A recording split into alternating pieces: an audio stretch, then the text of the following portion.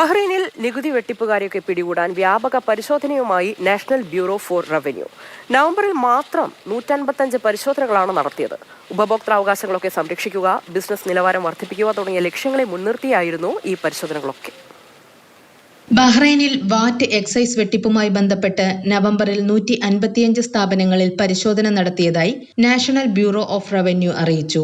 ഉപഭോക്താക്കളുടെ അവകാശങ്ങൾ സംരക്ഷിക്കുന്നതോടൊപ്പം വാറ്റ് തട്ടിപ്പ് നടക്കുന്നുണ്ടോ എന്ന് നിരീക്ഷിക്കുന്നതിനുമാണ് മുഖ്യമായും പരിശോധന നടന്നത്. ഡിജിറ്റൽ സ്റ്റാമ്പ് സിസ്റ്റം നടപ്പാക്കിയതിനു ശേഷം വിവിധ സ്ഥാപനങ്ങൾ നിയമം കൃത്യമായി പാലിക്കുന്നുണ്ടെന്ന് ഉറപ്പാക്കാൻ പരിശോധനകളിലൂടെ സാധിക്കുന്നതായും ബന്ധപ്പെട്ടവർ അറിയിച്ചു. വാറ്റ് നിയമം, ഡിജിറ്റൽ സ്റ്റാമ്പിംഗ് നിയമം എന്നിവ ലംഘിച്ച 13 സ്ഥാപനങ്ങൾക്കെതിരെ നടപടി സ്വീകരിച്ചിട്ടുണ്ട്. ചില സ്ഥാപനങ്ങൾ താൽക്കാലികമായി പൂട്ടിയിടാനും ഉത്തരവ് നൽകിയിട്ടുണ്ട്.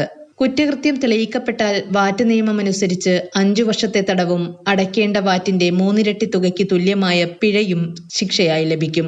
എക്സൈസ് നിയമപ്രകാരം വെട്ടിച്ച എക്സൈസ് നികുതിയുടെ ഇരട്ടിക്ക് തുല്യമായ പിഴയും 1 വർഷം തടവുമാണ് നിയമലംഘകർ ശിക്ഷ അനുഭവിക്കേണ്ടത്.